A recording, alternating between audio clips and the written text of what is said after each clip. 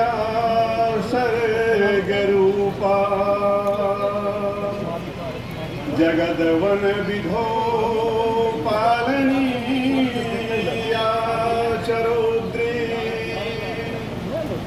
संहारे चापि यस्य जगदिदम् अखिलं पीडनं या पराख्या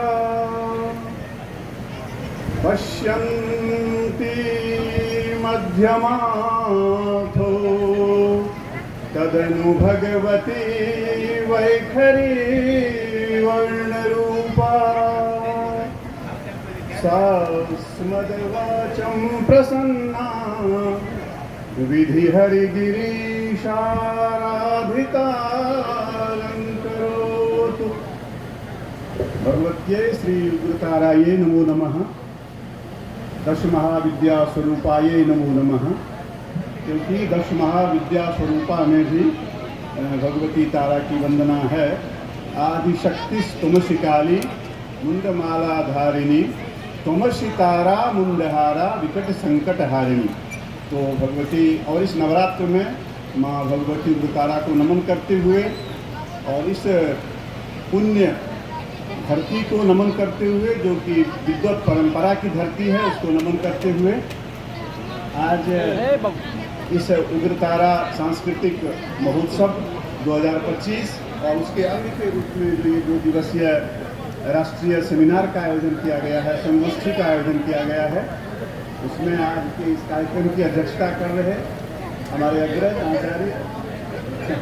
आचार्य नंदकिशोर चौधरी जी और यहाँ के नगर आयुक्त जिनका आपने वक्तव्य सुना प्रभात कुमार झा जी, मैडम स्नेहा जी, हमारे शिष्य जिनको मैं 2005 में लाल बहादुर शास्त्री केंद्रीय संस्कृत विश्वविद्यालय में पढ़ाया था, ध्रुव मिश्र जी, हमारे अग्रज दिल्ली विश्वविद्यालय के सेंट स्टीफेंस कॉलेज में आचार्य के रूप में कार्यरत डॉक्टर पंकज कुमार मिश्र जी, सुमित कुमार पाठक जी यहाँ संचालन कर रहे आचार्य जी, और मैं कुछ लोगों को जानता हूँ क्योंकि मैं भी इसी इलाके का हूँ।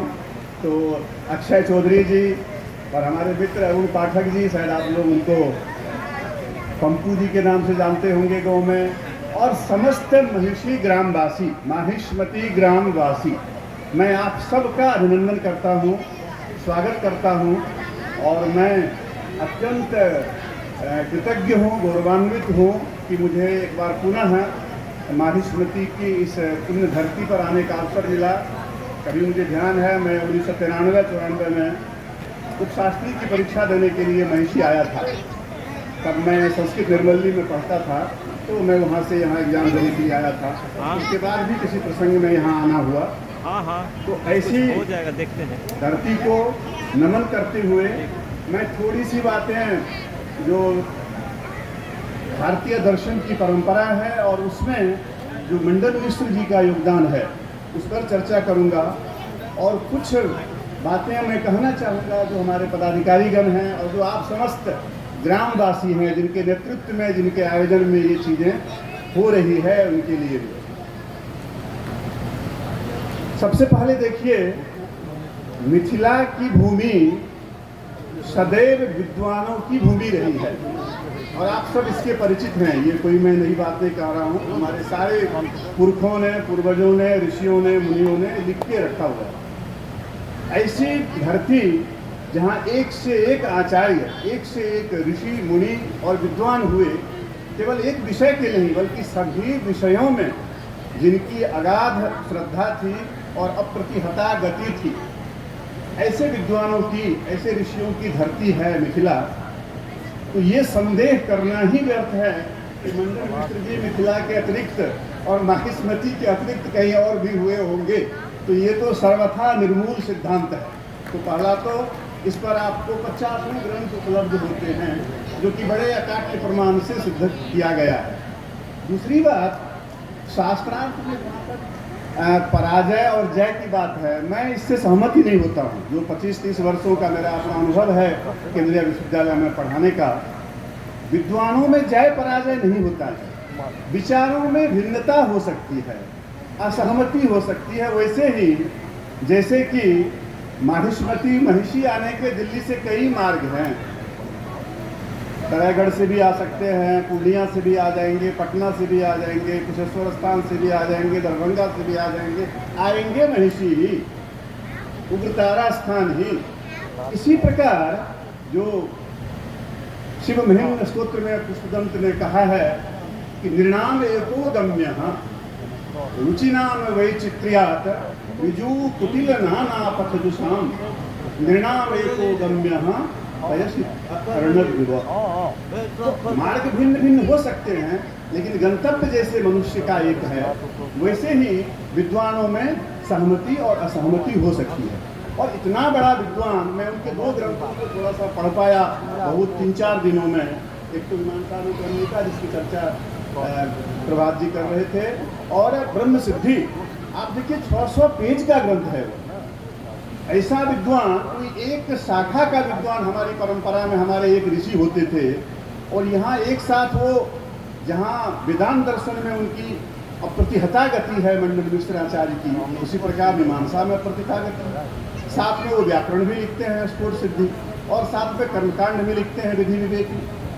इतना बड़ा आचार्य जिनको एक साथ कई शास्त्रों का गहन और तलस्पर्शी ज्ञान हो, जो 600 पेज के ग्रंथ लिख सकता हो, उस पर टीका लिख सकता हो, उसके लिए पराजय का अर्थ ही नहीं है।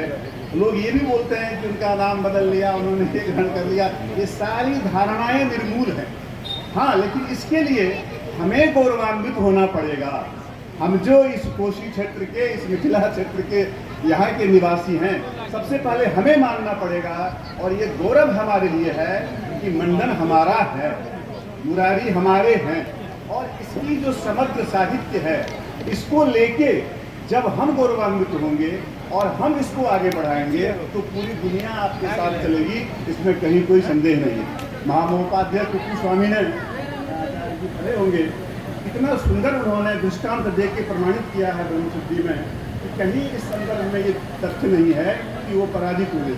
हाँ, शंकराचार्य जी यहाँ आए थे, शास्त्रार्थ हुआ होगा, इसमें भी हो रहा। विद्वानों में मतैक्य होना भी नहीं चाहिए। अगर आप मतैक्य हो जाएगा तो फिर शास्त्र आगे बढ़ेगा कैसे? शास्त्र अगर आगे बढ़ता तो हमारा तो एक ही दर्शन पे रुक जाते, उससे आगे आते ही नहीं। षड दर्शन फिर उसके आगे क्यों जाते? इसलिए अपने यहाँ कहा ही गया है ये बात, यम शैवा समुपासते शिवेति ब्रह्मेति वेदांतिनो बौद्धा बुद्धति प्रमाण पटवः करते नैयायिका अर्हन नित्य जैन शासन रता कर्मेति मीमांसका।